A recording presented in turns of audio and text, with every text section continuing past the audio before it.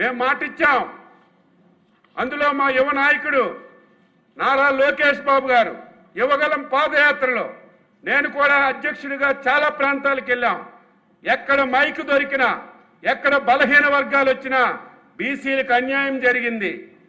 రేపు ఎన్డీఏ అధికారంలోకి వస్తే 6 నీరైనా మేము మళ్ళీ పాత రిజర్వేషన్లని తీసుకొచ్చి ఈ రాష్ట్రంలో బలహీన వర్గాలకి న్యాయం చేస్తామని ఆ రోజు యువ నాయకులు కానీ, పవన్ కళ్యాణ్ గారు కానీ, ముఖ్యంగా నాయకత్వం వహిస్తున్నటువంటి మన ముఖ్యమంత్రి చంద్రబాబు నాయుడు గారు కూడా బలహీన వర్గాలకి ఒక మనోధైర్యాన్ని ఇచ్చారు. అధ్యక్ష, ఎలక్షన్ మేనిఫెస్టోలో ఒకటి పెట్టాం, కానీ ఇది సాధించగలమా, ఏం చేయగలమని చెప్పి చాలా ఆందోళన చెందాం. అధ్యక్ష, ఈలోగా సుప్రీంకోర్టు ఒక గైడ్లైన్స్ ఇచ్చింది, యాక్ట్ సబ్ కమిషన్ ఏమని చెప్పి బీసీల యొక్క పాపులేషన్ తెలుసుకోమన్నారు. అదంతా ఒక పక్క జరుగుతుంది. అధ్యక్ష, ఈలోగా స్థానిక సంస్థల ఎన్నికలు వచ్చాయి.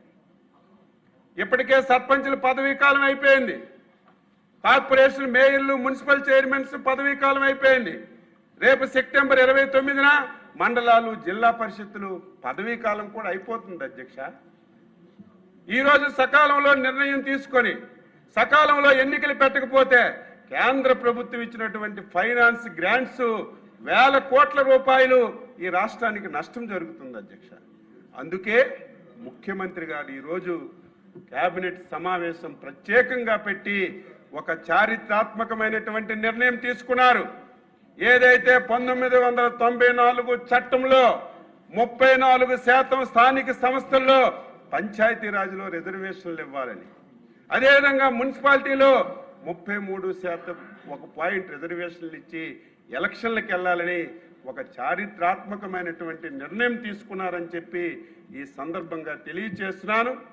ఈ నిర్ణయం ఎవరు ఊహించలేదు, ఎవరు అనుకోలేదు. మళ్ళీ బలహీన వర్గాలకి ఈ రిజర్వేషన్స్ వచ్చి రేపు మాకు ఇన్ని పదవులు వస్తాయని ఎవరు కూడా ఊహించలేదు. అధ్యక్ష, ఈరోజు ముఖ్యమంత్రి గారు ఆ నిర్ణయం తీసుకోవడం చాలా ఆనందంగా ఉంది, చాలా సంతోషంగా ఉంది. నిర్ణయం తీసుకోవడమే కాదు, రేపెట్టి పరిస్థితిలో అక్టోబర్ నెలలోపే ఎన్నికలన్నీ కూడా పూర్తి చేసి మళ్ళీ స్థానికంగా ఈరోజు బీసీలకు అధికారం ఇచ్చే కార్యక్రమం తీసుకోవడం చాలా సంతోషం అని చెప్పి ఈ సందర్భంగా తెలియజేస్తున్నాను. దీంతో పాటుగా ఈ రాష్ట్రం అధ్యక్ష అడ్డగోలుగా జిల్లాలు విడదీశారు, 26 జిల్లాలు చేశారు. పాతగా 13 జిల్లా పరిషత్తులు చేశారు. ఆ ఊర్లో ఉన్నవాడు ఈ జిల్లా పరిషత్తుకి రావాలంటే కష్టం. ఈ జిల్లా పరిషత్ మీటింగ్కి వస్తే అధికారులందరూ ఇంకొక జిల్లాల్లో ఉన్నారు. కనీసం ఇంకిత జ్ఞానం, ఆలోచన లేకుండా ఇష్టానుసారం చేశారు. అధ్యక్ష, మేమందరం చెప్పాం. ఉదాహరణకి ఈరోజు పార్వతీపురం జిల్లా ఉంది, పాలకొండ నియోజకవర్గం ఉంది. జిల్లా పార్వతీపురం జిల్లా పరిషత్ మీటింగ్కి రావాలంటే శ్రీకాకుళం రావాలి.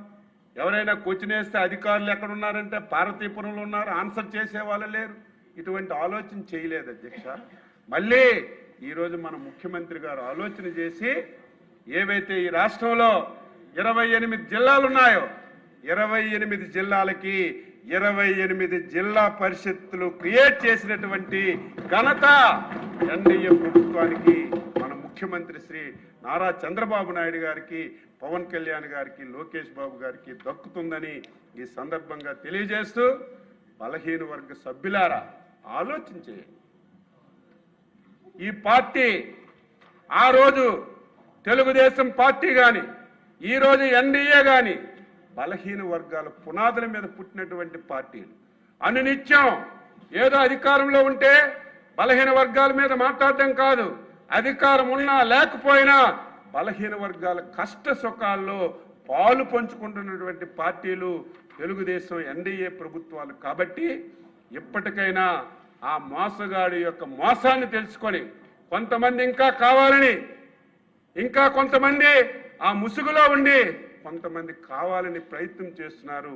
ఎప్పటికైనా ఇది మన సొంత ఇల్లు, మన సొంత పార్టీ తెలుగుదేశం, ఎన్డీఏ. కాబట్టి రేపు ఎన్నికల్లో ఈ నిర్ణయానికి మీరందరూ స్వాగతించి ఈ రాష్ట్రంలో అన్ని మున్సిపాలిటీలు, అన్ని జిల్లా పరిషత్తులు, అన్ని కార్పొరేషన్లు ఎక్కడ ఏ ఎన్నిక జరిగినా ఎన్డీఏ ప్రభుత్వానికి మీరు ఆశీర్వదించి గెలిపిస్తే ఈరోజు బలహీన వర్గాలకి మేము తీసుకున్నటువంటి ఈ నిర్ణయానికి ఒక అర్థం ఉంటుందని చెప్పి తెలియజేస్తూ మరొకసారి ఒక బలహీన వర్గాల బిడ్డగా తెలుగుదేశం పార్టీలో ఇటువంటి చారిత్రాత్మకమైనటువంటి నిర్ణయం తీసుకున్నటువంటి నిర్ణయాల్లో ఒక సభ్యుడిగా ఉండి బలహీన వర్గాలకి ఈ నిర్ణయం తీసుకోవడం చాలా ఆనందంగా ఉంది.